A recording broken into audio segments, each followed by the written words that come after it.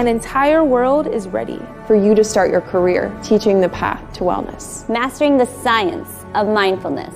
And the art of coaching. To help clients achieve mental, emotional, and physical betterment of life. Through movement, nutrition, recovery, and regeneration. Because impacting one person impacts a family. Impacting a family impacts a community. And impacting a community impacts the world. Become an NASM certified wellness coach.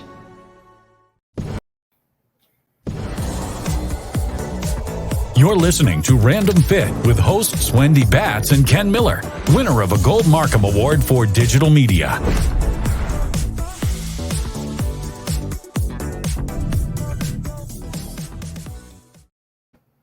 Hello, everyone. Welcome to this week's episode of Random Fit. I am Wendy Batts here with Ken Miller, my friend and colleague. How are you, Mr. Ken? Well, no complaints here, Wendy. Have I ever complained? Have I ever complained about anything when we on the show? No. That's a loaded question. Yeah. Well, considering that I haven't had my coffee yet, that might be the one thing, considering what we're talking about today. Well, yes, and I'm really excited about today's episode because we are bringing back one of our favorite special guests, Miss Barefield. Kat is joining us from California, and she is a registered dietitian. She is DotFit's VP of Nutrition Services, and she's also one of our master instructors for the National Academy of Sports Medicine, especially dealing mainly with nutrition. So we are super excited to bring Kat back on. So let's welcome her back in. Hey, what's going on, guys? What's happening? Well, we need your help because today's topic is caffeine. Is it an upper or is it a downer? Because to me, it could be both. Yeah, and I would agree with that. I would say my favorite answer, right? We've talked about this before, is it depends. It depends. On the context. Context matters, right? It always. All right. So I mean, we talked a little bit. Well, we brought up coffee a little bit, and that's one of my rituals in the morning, as it is with I think millions, maybe billions of people around the world. But what is it about coffee and caffeine that makes the morning just that much better? Well, from a cognitive standpoint, it increases wakefulness and alertness and makes you feel more energized. So it's quite understandable, given the way that we live our busy lifestyles, technology laden, that a cup of Morning Joe is going to make you feel better. So main thing is alertness. People don't want to feel tired in the morning, and coffee fixes that real quick. Well, Kat, I'm going to ask you, when you say coffee fixes it, when we're talking about caffeine, can you kind of tell our audience, like if I said, what is caffeine, how would you define it? So essentially, if you want to boil it down, it's a psychoactive drug. When you consume it has a physiological effect, right? It changes the physiology in your body. But it's also important to note that it is a naturally occurring substance in about 60 different plants. And then it's also synthesized. So you're probably familiar with NoDoz or Excedrin migraine. If you read the labels, you'll see a little caffeine on there. And caffeine can also be made, right, in the lab, just like any prescription drug. But in this case, it's over the counter. So, man-made, but also naturally occurring. Now, out of coffee, I mean, again, millions, billions of people are drinking coffee every day. But what other sources are more commonly found that if you're not a coffee drinker, what else is out there? I mean, I know that we have the energy drinks and things like that, but what else is out there if coffee is not your deal? Yeah, so tea, soda, chocolate. Those things are, and then like you're saying, and naturally, not naturally, but also in energy drinks and even pre-workout supplements. There's a lot of caffeine and other stimulants in there as well. And then of course those, the over-the-counter NoDoz type of thing that people use to stay awake. So lots of different options out there for caffeine. And those of you guys that are joining us on Random Fit today with myself, Wendy Batts, and Ken Miller, we have our special guest, Miss Kat Barefield. And today we're talking about caffeine, whether it's an upper or downer or both. And so, Kat, you talked a little bit about it being kind of a natural substance, and of course it can be man-made. But to your point, like if it's not a tea, or if it's not coffee, or when it's not natural, and you're getting some of these drinks off the shelf, and there are some of those out there that's like high in caffeine and all this. Can you kind of tell us, what are the contraindications when you're looking at this for somebody that is digesting these drinks that you're buying versus coffee, or is there a difference really? The main difference is that when it's in a substance, when the caffeine is a substance contained in like energy drinks or in pre-workout supplements, things like that, they tend to be in higher amounts, right? You can have higher amounts of them. And if you overconsume them, then you can tend to have worse side effects, so to speak. And of course, context matters, like we were talking about. So if you're someone who has anxiety and you consume large amounts, it can exacerbate that. If you're someone who has a heart condition, obviously, that can be an issue. We don't know how it affects, kids. So we don't want to mess around with caffeine in youths. And of course, if you're pregnant, you're going to want to limit the amount of caffeine that you consume. So that's the main thing, is that it tends to be present in higher dosages when it's in an energy drink or a dietary supplement, versus like your standard 8-ounce cup of coffee might have, 95, 110 milligrams of naturally occurring caffeine in it. Tea might have half that much, Coke might have 40 milligrams in it from different sources. So again, higher amounts in your man-made caffeine sources. Ken, did you hear that? I heard I should probably be drinking tea then. Not that I'm anxious or anything like that. But, it's funny when you say, being cautious, you're, not for kids. But I just remember when I was 8 or 9 years old and we visited the Philippines.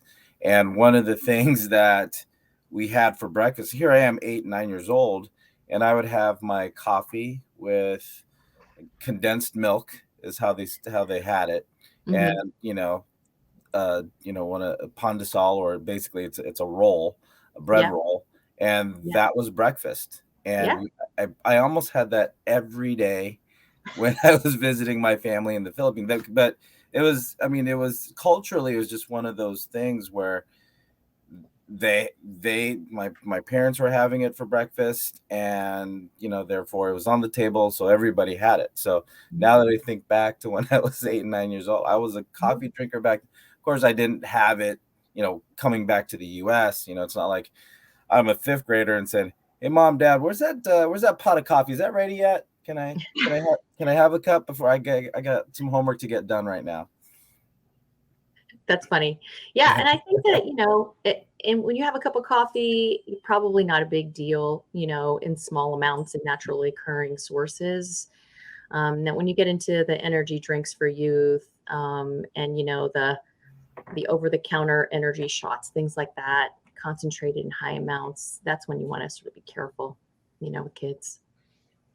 So Kat, with us talking about, drinking coffee or, grabbing these energy drinks because, people feel tired. And again, you just even said it helps kind of wake you up and alert you and stimulate your mind and your body. There's been so much talk out there about, okay, I want to shut off caffeine altogether. Like, I drink coffee every day. I drink it by, the potfuls. But then when people start to kind of wean themselves off, they start to get these headaches and they start to have all these like negative side effects. So can you kind of talk through what's happening with your body? I know it's kind of like a withdrawal, but can you kind of talk us through why that happens or what's going on? Yeah. So we know it's a stimulant, but it is nowhere near the type of stimulants that we know have deleterious effects, right? Like heroin and cocaine, for instance. So let's just, in the big scheme of things, it is a mild psychoactive agent. And so therefore you're going to get some negative symptoms when you stop consuming it. And mainly what's happening in the body is you have these things called adenosine receptors. And for those of my science geeks out there, right, where does adenosine come from? ATP. So your body uses ATP as the energy currency in all of the cellular reactions that occur. And, adenosine is one of the byproducts when ATP is broken down. So your body has all these receptors in it, adenosine receptors. And as you go throughout the day, using ATP, those adenosine levels in your body, they build up. And therefore, when they latch onto the receptors, your body starts to get, it actually will increase sleepiness. And so throughout the day, and then of course at night is when your sleepiness peaks because your adenosine levels are at its highest. So what does caffeine do? Well, caffeine blocks your adenosine receptors, right? So if you're blocking your adenosine receptors, then you're going to feel more alert, and it's going to delay or decrease your feelings of sleepiness and fatigue and increase wakefulness.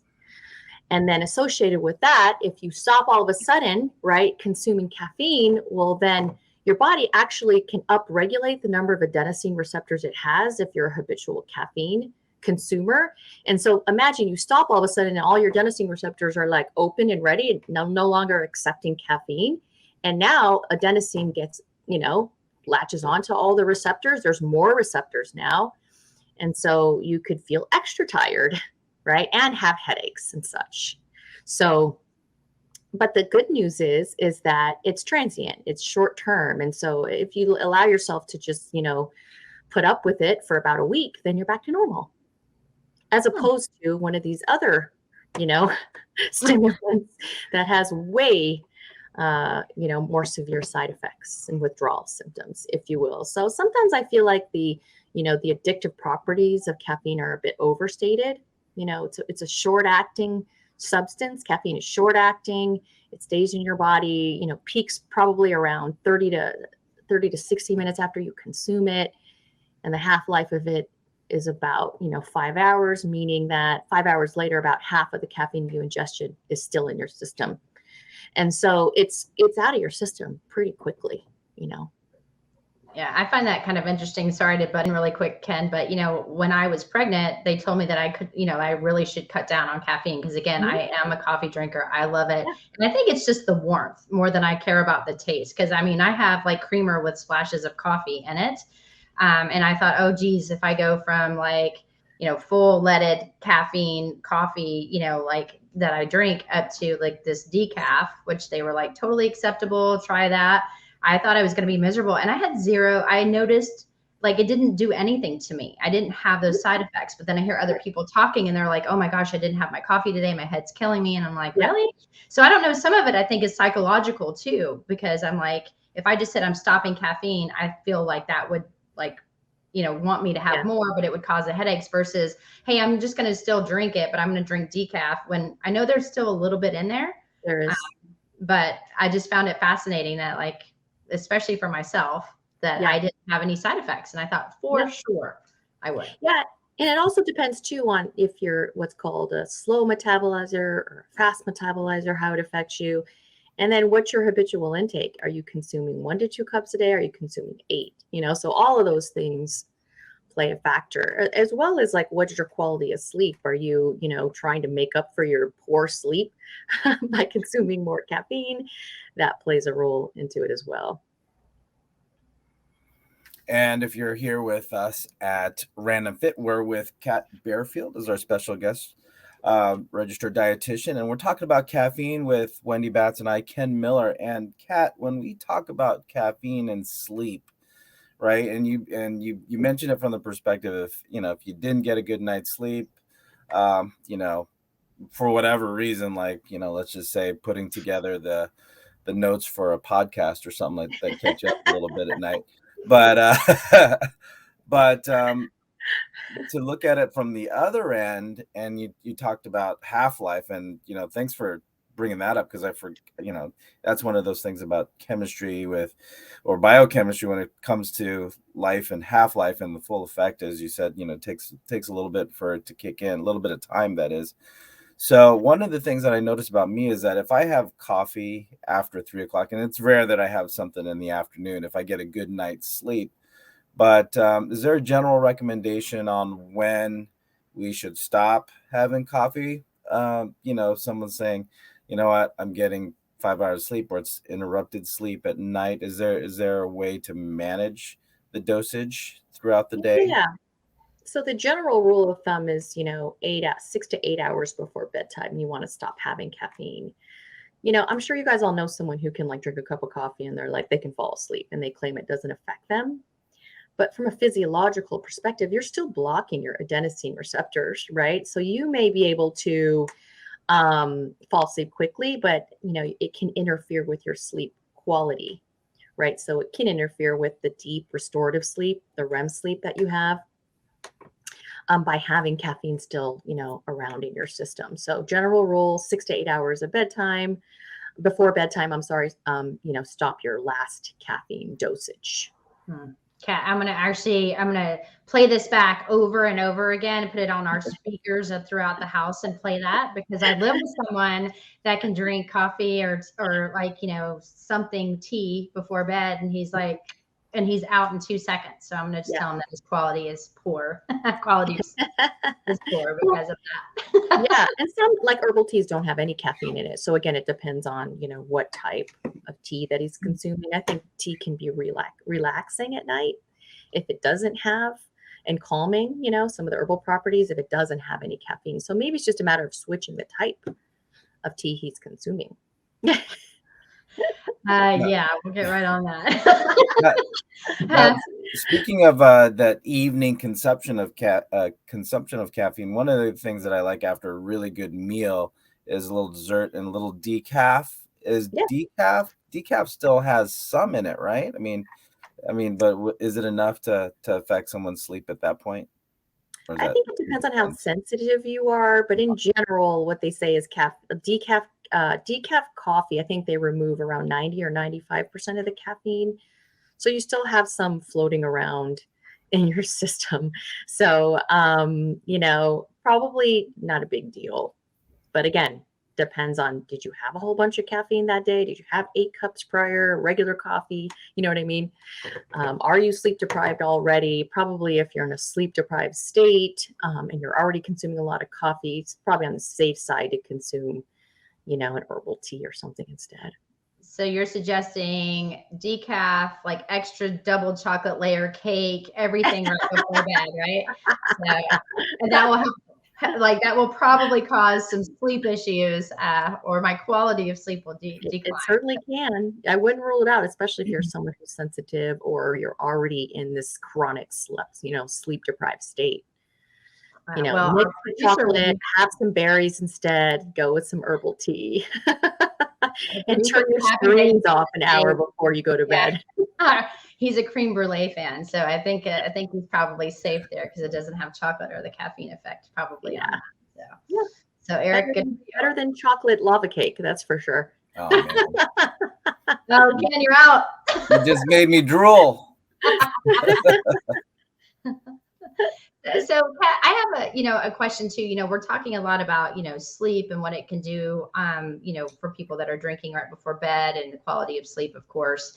And if you guys are tuning into Random Fit right now and you're just joining us, we're here with Kat Barefield today, registered dietitian, VP of Fit, talking about and nutrition services, but then also one of our National Academy of Sports Medicine Master Instructors.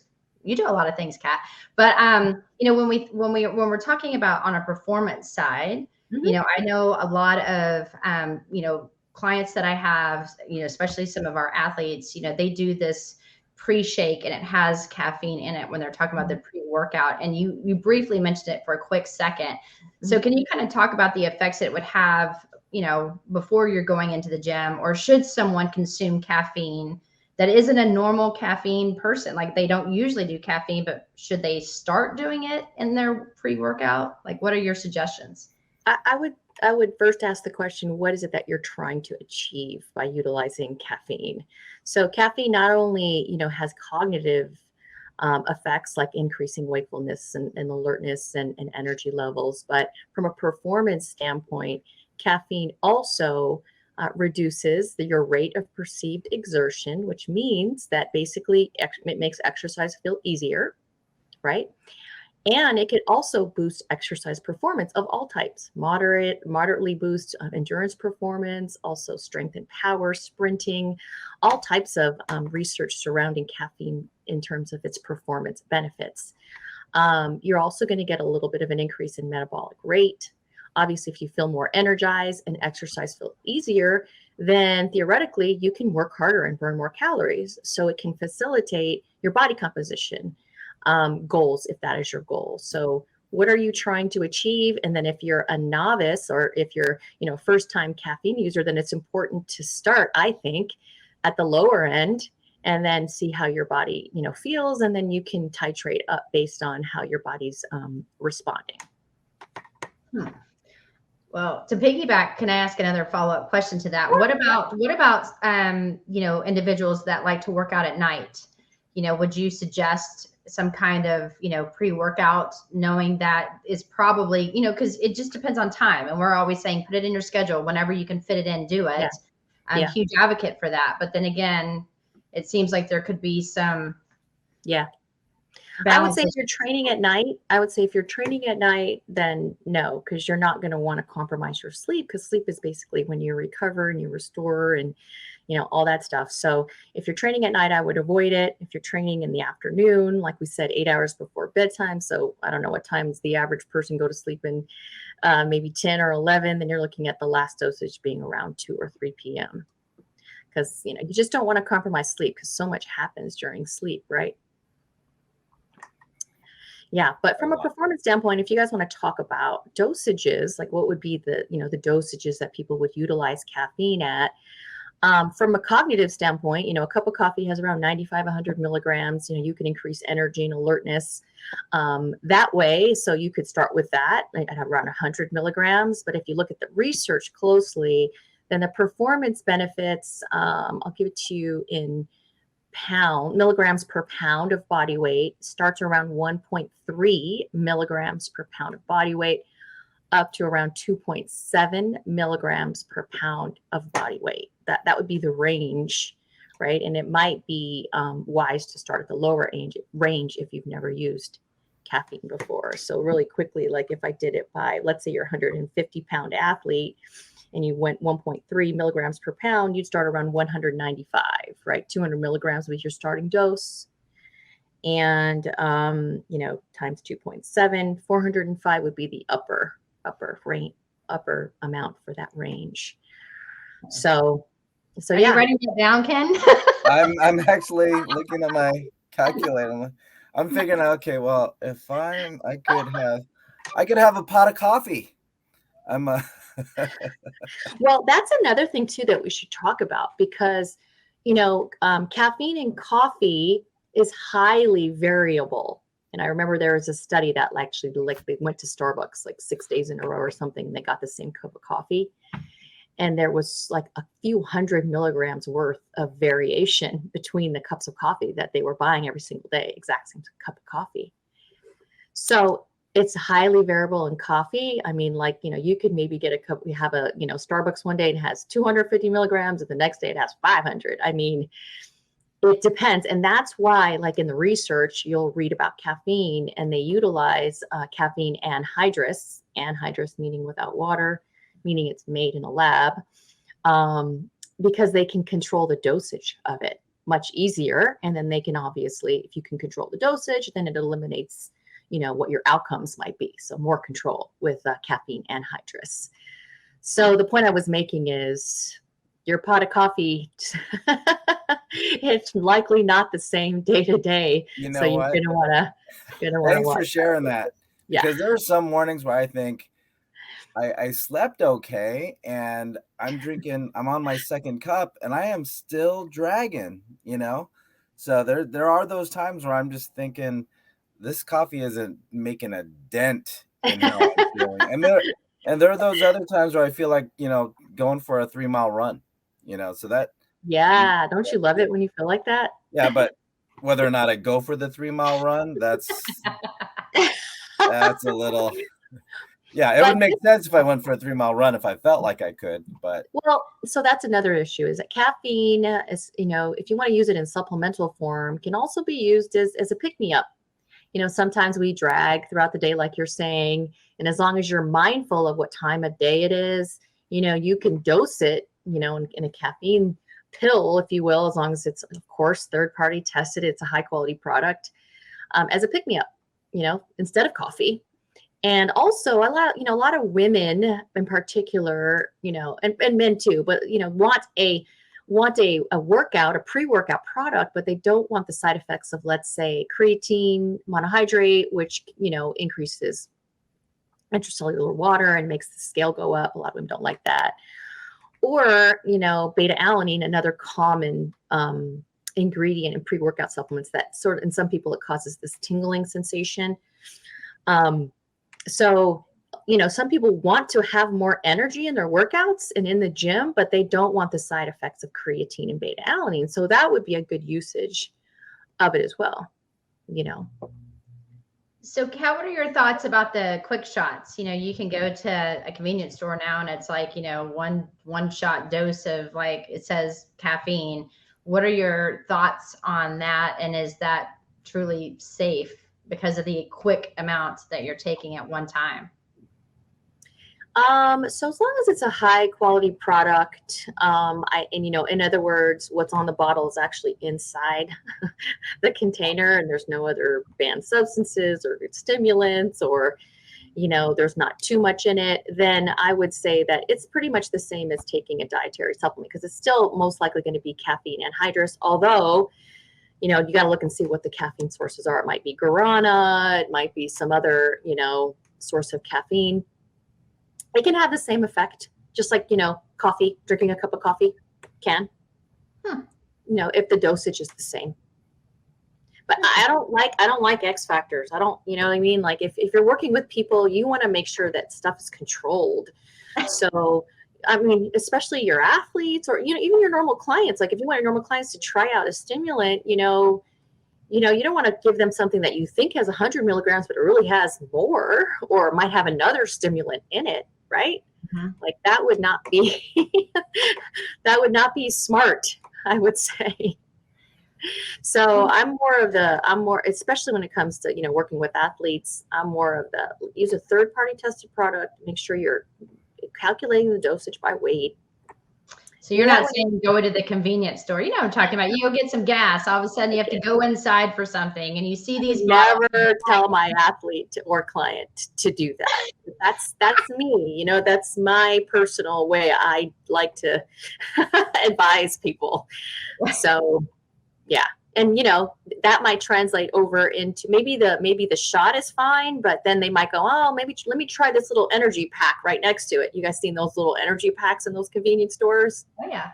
And they cross over to like an energy pack. And we've talked about dietary supplements before and how they're not very tightly regulated and how a lot of them have, contaminants like prescription drugs or anabolics in them. And so now they're crossing over into a dietary supplement that can have contaminants in it, and I don't like that at all. It just is too much risk. So no caffeine pills with an energy drink to down it, right? Okay. No, not in a convenience store. That's on your own for sure. Let's be smart about it. We know that caffeine has some benefits. We know it can help boost exercise performance. It can make you feel better and work harder in the gym. But let's not go sideways with it and cross over into some other. Let's do it carefully, methodically. So we're talking caffeine upper or downer here on Random Fit. We've got Wendy Batts and Ms. Kat Barefield, registered dietitian, and myself, Ken Miller, talking about caffeine and all the wonderful things that it does to the body, until it doesn't. So, because I was, in my deep research on the internet, when you're talking about 2 million things that I could have clicked on, one of the things that you find out about or start reading that you start to look at is adrenal fatigue. For those, as far as what I was reading and my understanding is like long-term and, having beyond that 1.3 milligrams per pound. What are some of the I guess, side effects, if you will, that can happen to somebody if they just too much too often. I mean, what do we say about that? So side effects are typically like deleterious side effects, right? Not the beneficial ones that we've been talking about, like insomnia, right? Like restlessness, jitteriness, nervousness, things like that. That's typically a function of dosage. So when you start to get into these higher dosages, like, above 600 milligrams, 800 milligrams a day, a gram a day, that's when you see, the side effects get really exacerbated. So, most people know when they're consuming excessive amounts, like, you're drinking 8 to 10 to 12 cups of coffee a day, and you're taking a pre-workout, that's when you're going to probably notice that your sleep gets worse, your focus gets worse, maybe you're irritable, so that's when you're going to want to probably titrate, take your intake levels down, is when you're consuming excessive amounts. If you're having 2 to 3 cups of coffee a day, and you're using the dosages that I'm talking about here, less than 400 milligrams a day is really the round number that people want to sort of be mindful of. 400 milligrams a day, if you keep it below that, you're probably going to be just fine and not have issues, unless you have a medical condition like anxiety, like a thyroid condition that, of course, you're going to want to talk to your doctor about. Maybe any type of mental health disorder that could impact, caffeine could impact, all that stuff you're going to want to have a discussion with your doctor about before you start having high levels of caffeine. And to kind of ask another question along the same lines of the adrenal system, if you know that you have consumed a lot of caffeine over an extended period of time, and you are daily seeing these types of side effects, even though you feel like when you drink coffee, those go away, and then you kind of go back down into that, and it's just this back and forth game. What do you suggest, if somebody does have adrenal issues, probably because of caffeine, along with anxiety and stress in life, just shutting down your caffeine intake or slowing it down until it's maybe nothing? Will that help kind of get things back into, running smoothly? Or is, what would be your suggestion for somebody that knows they're having these issues? Well, first of all, I would say don't self-diagnose. Like, if you truly believe you have adrenal issues, then you're going to go want to see a specialist, right? You're going to go want to see an endocrinologist, someone who has, specific training in this area. And then you're going to want that physician to diagnose you and then provide advice for treatment of that issue. But I wouldn't self-diagnose adrenal fatigue or anything like that. In most cases, in my experience, people just don't get enough freaking sleep, right? And they overconsume stimulants, right? That doesn't mean they have adrenal fatigue. And, in some circles, in some medical circles, adrenal fatigue isn't even diagnosable. So that's when you go back to let the specialists be the specialists, and let's control what we can, which is advising our clients to stay below 400 milligrams per day, and then advising them to consume it from reliable sources like a third-party tested supplement, or just consume it in natural sources within those limits. So Ken, stay off the internet. Stop using Google. and I will say, if you guys really want a good review paper on caffeine, its performance benefits, all the different things that fitness professionals like to learn about, go to ISSN's website, International Society of Sports Nutrition, and they have a review paper. Review paper, of course, takes a look at all the whole entire body of evidence around caffeine, and you'll be able to read through that and get reliable, consistent information, as opposed to, just doing a Google search and not knowing who's trying to sell you what remedy to fix your adrenal fatigue. You know what I mean? So when in all reality, you probably need to get more sleep and cut back on your stimulant intake. Right. You got to look big picture and see what else is contributing to why I'm feeling so tired that I need that 3-4 cups of coffee in the morning, and then go from there. Right. And, people don't talk about this a lot, but, there's a lot of benefit for caffeine intake. I don't know if you guys have followed some of the research around coffee and caffeine intake and some of the protective benefits it has on health. Like things like a few cups of coffee decreasing your risk of stroke, or decreasing risk of certain types of cancer, having a protective effect in terms of insulin sensitivity. So there are some benefits because caffeine, coffee in general, has polyphenols and antioxidants, and antioxidants, of course, help protect your cells from being damaged. So moderate caffeine, or coffee intake, I should say, tea as well, it's got some protective effects to it. But, here in the United States, we like to abuse it in concentrated forms. And so often it gets overlooked that, hey, having some coffee and having some tea, there's some good, substances in both of those sources of caffeine that are protective. Right. And I think where we get a little bit, like you're saying, we kind of taint it, not with just the volume of caffeine, or the volume of coffee that you drink, but within the last 2.5 years, 3 coffee shops have opened up within 1.5 miles of my house, both ways,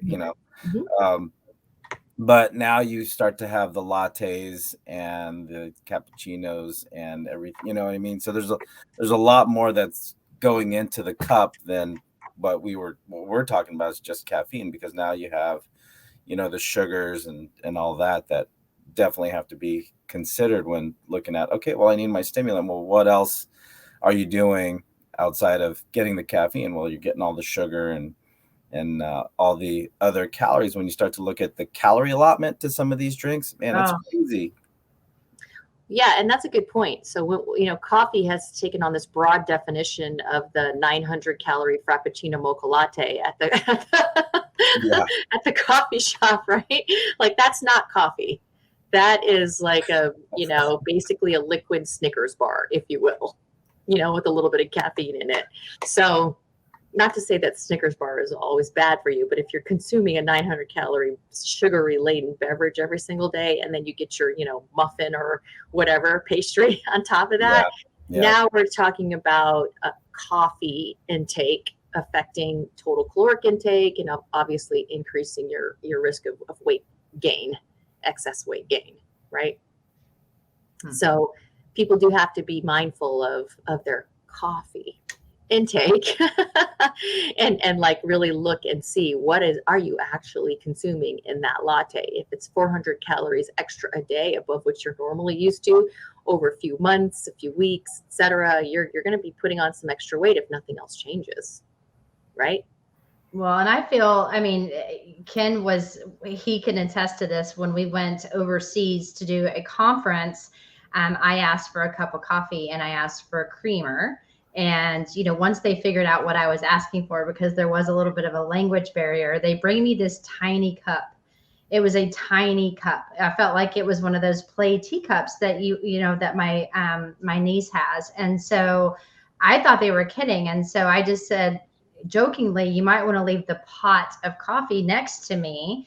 And then when I asked for creamer, they didn't know what I was talking about. So, they brought me milk, which was as close as they had. Like, creamer was not a thing. And so I think, too, sometimes, we just assume that everyone's going to have all of this sweetness. When people drink coffee black, they drink it with no sugar. That's the healthy way, like you said, you're doing it, versus me. It's like half and half. Like, it is a blonde cup of coffee, which means there's so much more creamer in it, whether it is milk, or actual, super high in fat, creamer that I'm buying at the grocery store. So there is a lot to be said by what I think Americans sometimes just take for granted, or at least myself. But I think Ken got a big chuckle when I was like, seriously? Like, this is what you're giving me for espresso? No, it was like just their cups. It's just, we're so used to the bigger, like, oversized cups. Yeah. And it wasn't like it was small for me, because it was a standard 8-ounce cup of coffee, right? It is probably a legit normal cup of coffee, but because everything's so supersized when I, with my drinks, this is my daily cup right here. And so, yeah. Girl, so you get it? I was like, no, I need this is like 2-finger, pinky up kind of. Right. And let's put that into context, because if you're having a cup of coffee and you're having a little half and half in it, is it a high fat item, half and half? Yeah, but how much are you using? You're using a little bit in your coffee, and then are you controlling the rest of your intake, your calorie intake for that day? Yeah. So, having a little half and half in your coffee is not a bad thing, all things considered, because you're not consuming that much of it. So don't beat yourself up, Wendy. You can have some. You know what? That is what I actually put it into my log, because you know what? There's certain things that I love. And as you know, I'm not going to deprive myself from things that I love. Yes. If I wanted a piece of cake, I would eat half of it and I would log it down, and then just know that it satisfied that need at the moment. So yes. And that is really a healthy outlook. But when we talk about extremes, once again, in our country, people want to go, oh, no, you should avoid. You should never eat sugar, or you should, you know what I mean? Like, we don't need to go to extremes. We can have a cup of coffee with half and half. We can have some lava cake every once in a while. I can drink a diet soda and it's going to be fine. I'm not going to get cancer. Like, it's okay. Like, you can fit almost any food into, your diet and it'd be fine. It's the big picture that people, get lost. They get lost. What is that saying they say? You get, what is it? You get lost the forest from the trees, right? You get so inundated in little details that you forget that there's this, you're eating 80 other things in your diet, and it's just fine to have a little bit of half and half or whatever. Yeah. So shout out to our European listeners that this is the struggle that we have here in the U.S. Yeah, the struggle is real. Do I get the fruit scone or the blueberry or the sweet and savory scone with my half and half 16-ounce coffee mug? So yeah.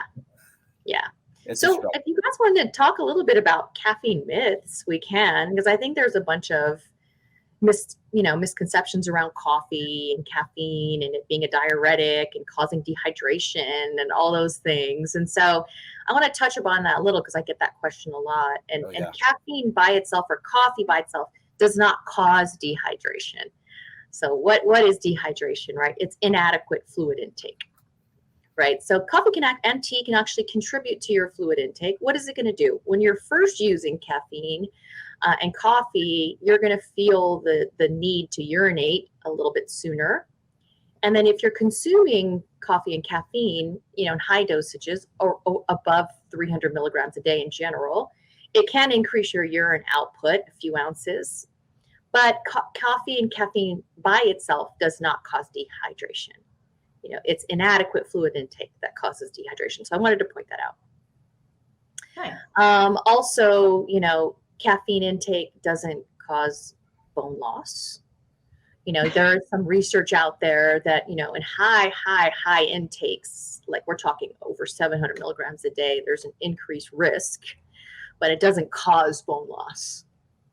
Okay. So again, there's some protective health benefits for moderate caffeine intake. What are also some of the myths that you guys might hear that are out there around caffeine or coffee? Well, the dehydration one is, and thank you for bringing that up. That's the one that I usually get, as far as, because that correlation between have a cup of coffee, 20 minutes later, you have to go to the bathroom. It's like, so they just put the, 1 + 1 = 5, type of deal. Yeah.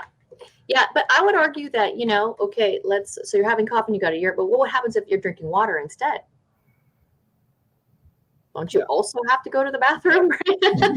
When you gotta go. So I mean, you're consuming more fluid. So anytime you're consuming additional fluid, you're going to need to use the restroom. It's the high input. It's the high amounts of coffee and caffeine intake that will increase your fluid output more than normal.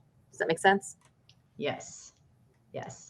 And today on Random Fit, we are super excited to have our special guest, Miss Kat Barefield, on with myself, Wendy Batts, and Ken Miller, talking about caffeine, whether it's an upper, a downer, maybe both. And Kat, you shared some really great information. You talked a little bit about what caffeine was, when you should and why you should possibly consider using it before and during a workout. And then again, what it can do for our bodies just to wake us up and make us feel more alert. But, because I could talk to you about this again all day, but if you had to kind of give us one final thought, or, maybe what would you want to leave our audience with when we're talking about this specific topic? What do you think the final parting word should be before we end our session? I would say probably don't should on yourself.